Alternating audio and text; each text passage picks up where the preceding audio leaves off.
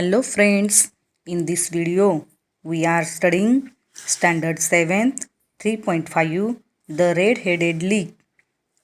Let's start. Sherlock Holmes is probably the most famous and most popular private detective in the world of detective stories and novels. He is known for his keen observation, knowledge of many fields, and ability to make accurate guesses.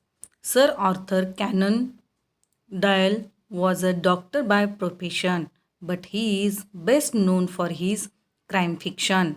The Red-Headed League was one of his favorite stories. Sherlock Holmes हे पात्र जगात private detective म्हणून प्रसिद्ध आहे. Detective म्हणजे गुन्ह्यातील वेगवेगळ्या गोष्टींचा शोध घेणे आणि बारीक निरीक्षण या गोष्टीमुळे तो प्रसिद्ध आहे. नेमका तर्क लावणे ही त्याची खासियत आहे.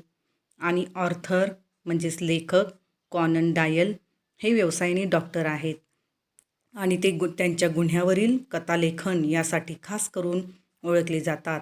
द रेड-हेडेड लीग ही पण एक प्रसिद्ध कथा आहे.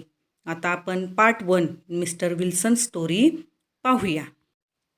When I called upon my friend Mr. Sherlock Holmes, he was conversing with a visitor who was an elderly man with fiery red hair. Holmes introduced me to the visitor, Mr. Jabez Wilson. He was a pawnbroker. Holmes asked him to repeat his story for me. He began by showing us an advertisement in a newspaper. It read follows. Shri Sherlock होम्सना भेटायला मी गेलो तेव्हा ते एका पाहुणेशी बोलत होते. लाल भडक केस असलेले ते एक वयस्कर सदगृहस्थ होते. होम्सनी त्या पाहुणेशी म्हणजेच श्रीयुत जाबेज विल्सनशी माझी ओळख करून दिली. ते सावकारी व्यवसायात होते. होम्सनी त्यांना आपली कहाणी मला पुन्हा कथन करायला सांगितली. त्या गृहस्थाने वर्तमानपत्रातली एक जाहिरात दाखवत सांगायला सुरुवात केली. ती जाहिरात अशी होती. To the red headed league. There is a vacancy for a member of the league and the salary is £4 a week for nominal services. Red headed men may apply in person on Monday at 11 o'clock to Duncan Ross at the office of the League, 7 Fleet Street. लाल केसवाल्या संघटनेतील सदस्यांकरिता संघामध्ये एका सभासदाची जागा रिकामी आहे आणि दर आठवड्याला अल्प कामाकरिता £4 पगार देण्यात येईल.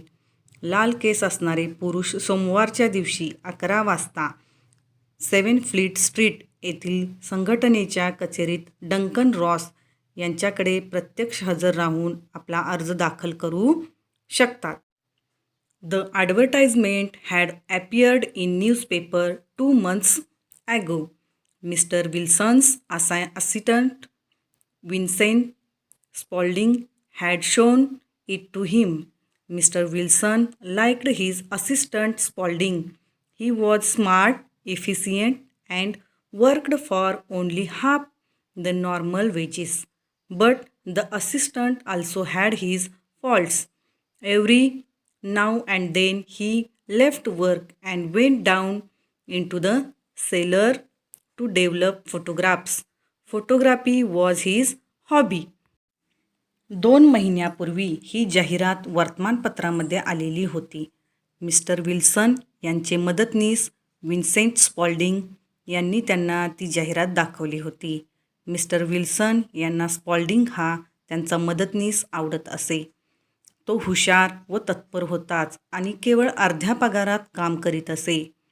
परंतु या मदतनीसामध्ये काही दोषसुद्धा होता. दर थोड्या वेळाने तो काम सोडून तळघरात जात असे आणि फोटोंच्या निगेटिव्ह धुत असे. छायाचित्रण करणे हा त्याचा छंद होता. Spaulding showed the advertisement to the Mr. Wilson and explained to him that an American millionaire, Mr. Ezekiel Hopkins, had founded the famous Red-Headed League to help all redheads like himself. Spaulding urged Mr. Wilson to apply for the job, so the two of them went to the address given in the advertisement. Spalding यांनी ती जाहिरात mister विल्सनना दाखवली आणि सांगितले की श्रीयुत एझकी Hopkins नावाच्या एका American लक्षाधीश माणसाने त्यांच्यासारख्या सर्व लाल केस असलेल्यांना मदत करण्यासाठी ही प्रसिद्ध लाल केसवाल्यांची संघटना स्थापन केली आहे. या नोकरीसाठी अर्ज करण्यासाठी स्पॉल्डिंगने मिस्टर विल्सनना घळ घातली. त्यामुळे जाहिरातीमध्ये दिलेल्या पत्त्यावर ते दोघे जाऊन पोहोचले. Fleet Street was full of red-headed people. Mr. Wilson thought that with so much competition, he would not get the job. He wanted to go back, but Spaulding pushed through the crowd and took Mr. Wilson to the office. तो fleet मार्ग सर्व लाल केसवाल्या माणसांनी भरून गेला होता. एवढी स्पर्धा असल्यावर हे काम आपल्याला मिळणे शक्य नाही असे मिस्टर विल्सनना वाटले.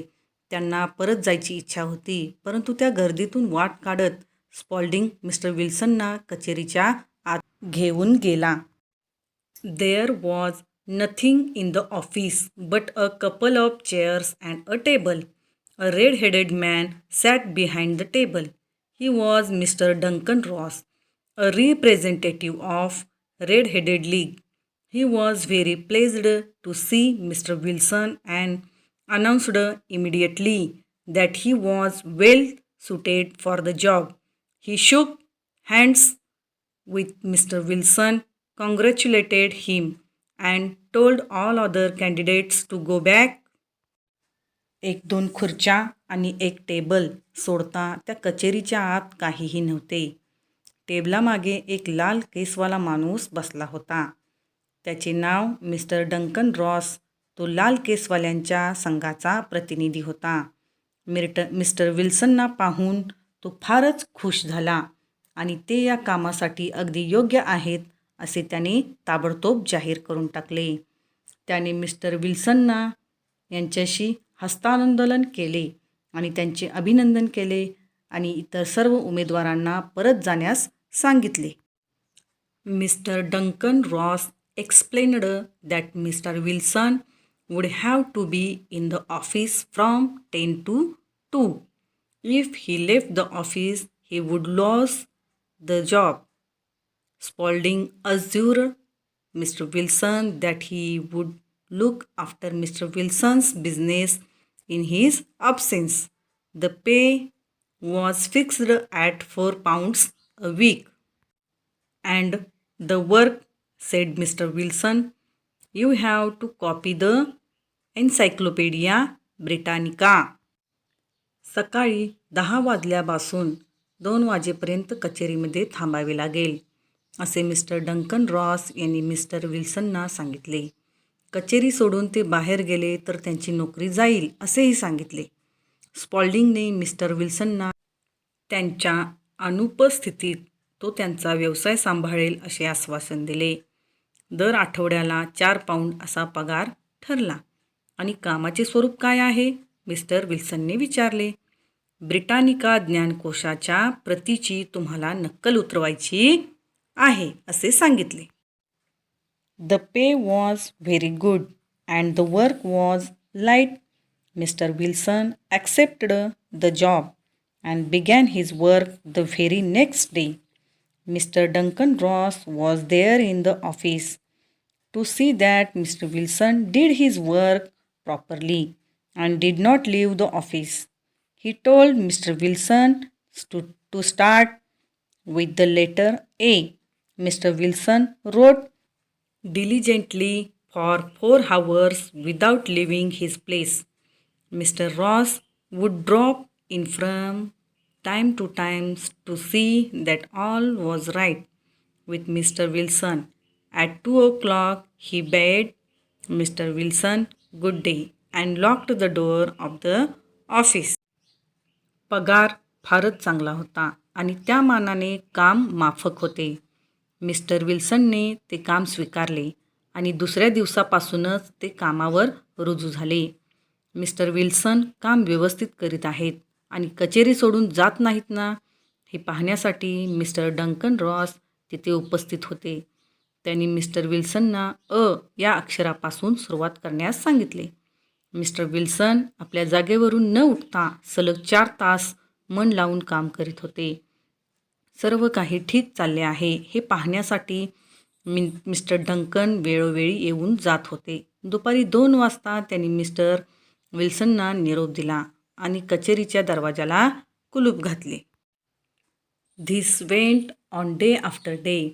Mister Holmes, said Mr. Wilson, and on Saturday I got my salary. It was the same next week, and the same the next week after.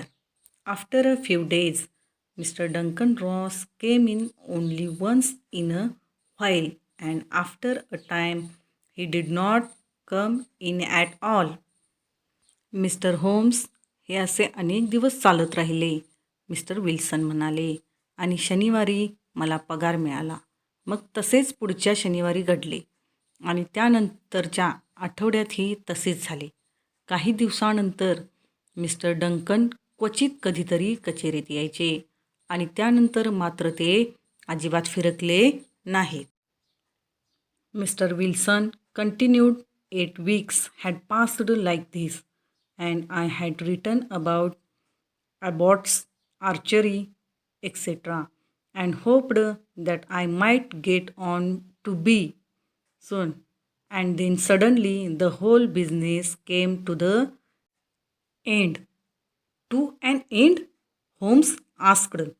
Yes, sir. This morning I went to my work as usual at 10 o'clock, but the door was shut and locked with a little note nailed on it. It said, "The Red-Headed League is dissolved. October 9, 1880." Mister Wilson पुढे म्हणाले, असेच 8 आठवडे निघून गेले आणि मी ॲबॉट्स archery इत्यादी शब्द लिहून पूर्ण केले.